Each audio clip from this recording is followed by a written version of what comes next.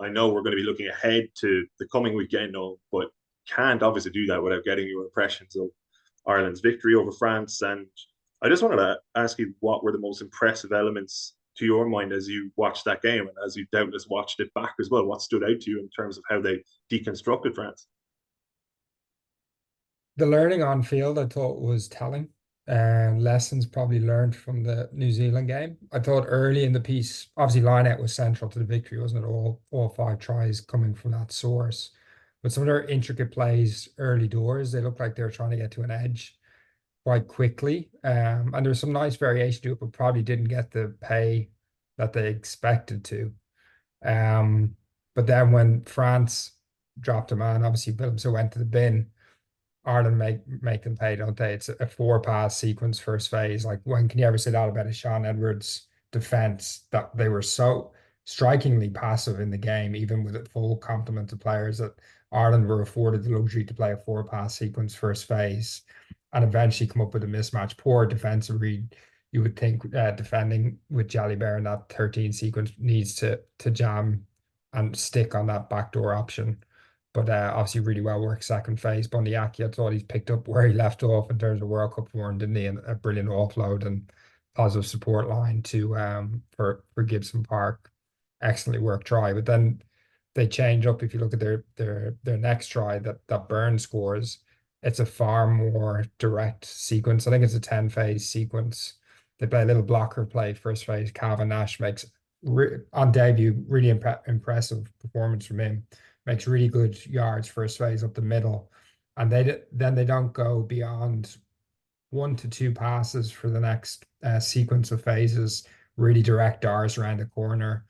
Ty Burn carrying. There was a little tip from Furlong at one point, but they changed from that expansive approach in the first probably four or five launches to a far more direct approach, and it eventually tells they wear France down, and it's it was actually funny. I was messaging my mates during the game, and the area of Crowley's performance that I wasn't quite convinced with in that first quarter was his passing.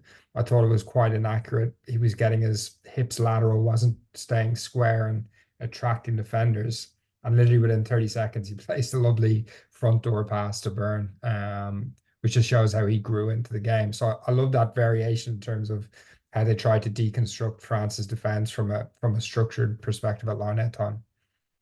Can we dig into that a little bit more? Because it was the variety, as you say, or the variation that was probably most eye catching in that.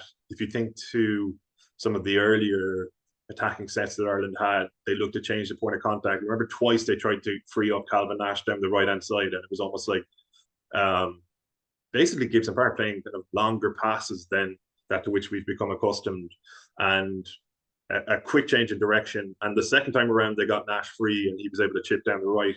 And then you Mm. think of so, and for example, in Gibson Park's own try, he flicks a pass out to Robbie Henshaw. I think he skips one or two receivers to get the ball rolling, so to speak, on that move.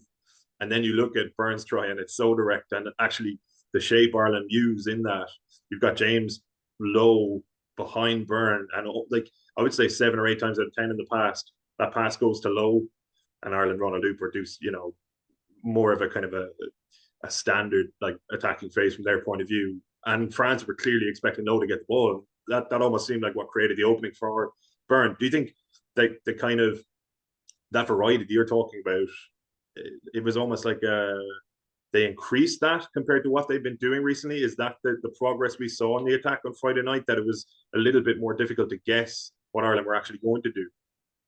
I think so. And again, from the outside looking in, I can only reflect on the New Zealand game.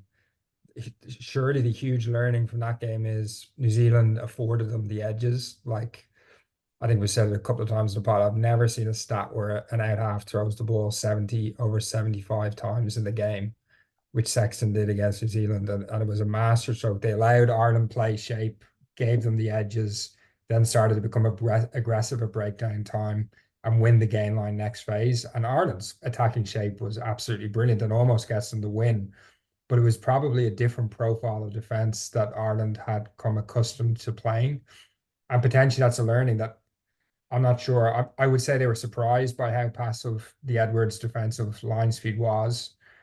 and they were had the ability to adapt and play that front door far more often. And as we said, those 1-2 pass plays where they're just being direct, asking questions and not still having the animation out the back, which is what you just rightly pointed out. Though I think it was a double stack out the back of Burn with Lowe and the unbelievable work rate of Hugo Keenan, who seems to be constantly in motion throughout the 80 minutes. So they had that double stack, which creates real doubt for Dante and Fiku, I think, who chose to sit off, which allowed Burn go through. So I think there's definitely been an emphasis there if on those passive defensive that you got to try and play front door more, win the game line, and start to dent the defense. And it was the same in the second half for Calvin Nash's try. I think that's probably one of the best tries I've seen Ireland score, that 10 phase sequence.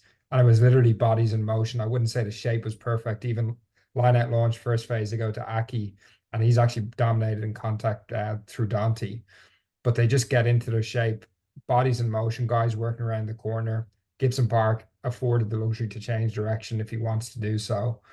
And then like having the profile of an Aki, a Doris, a Joe McCarthy, a Robbie Henshaw that can just beat defenders in one-on-one situations without necessarily being in a really rigid framework, I thought was super impressive for that try. And again, I pointed to like if you watch the phase before the offload to Doris with Nash going over, Keenan throws about a 15-meter pass to Henshaw, brilliant footwork, and it's Keenan who's the first arriving player, which affords Henshaw the ability to offload to Doris. I just thought Ireland's there was a stark contrast, I would say, in the capacity to work long phases between the Irish team and the French team.